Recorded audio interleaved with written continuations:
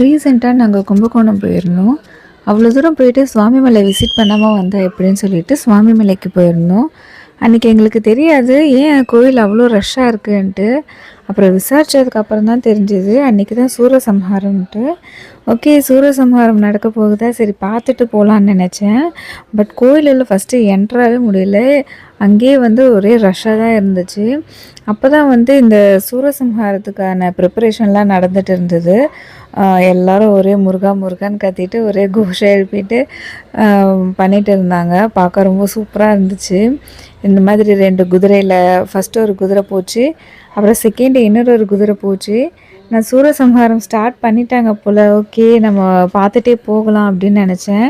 கடைசியில் பார்த்தா அப்போ ஸ்டார்ட் ஆகலை. அதுக்கான ப்ரிப்ரேஷன் தான் நடந்துகிட்டு இருந்துச்சு. சரி ஓகே, எப்போ ஸ்டார்ட் ஆகும்னு கேட்டால் அரௌண்ட் 8:30 ஆகிடும் அப்படின்னு சொல்லிட்டாங்க. 8:30 வரைக்கும் நம்மளால் வெயிட் பண்ண முடியாது. ஏன்னா அன்றைக்கி தான் ரிட்டன் சென்னைக்கு போட்டிருந்தோம். ஸோ ஜஸ்ட்டு இதை மட்டும் பார்த்துட்டு, இந்த விஷுவல் மட்டும் பார்த்துட்டு நாங்கள் ரிட்டன் ஆகிட்டோம்.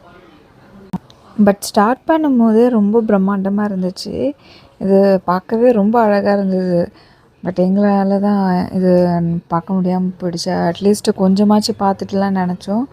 பட் அன்ஃபார்ச்சுனேட்லி ரொம்ப லேட் ஆகிடும்னு சொன்னதுனால கிளம்பிட்டோம்.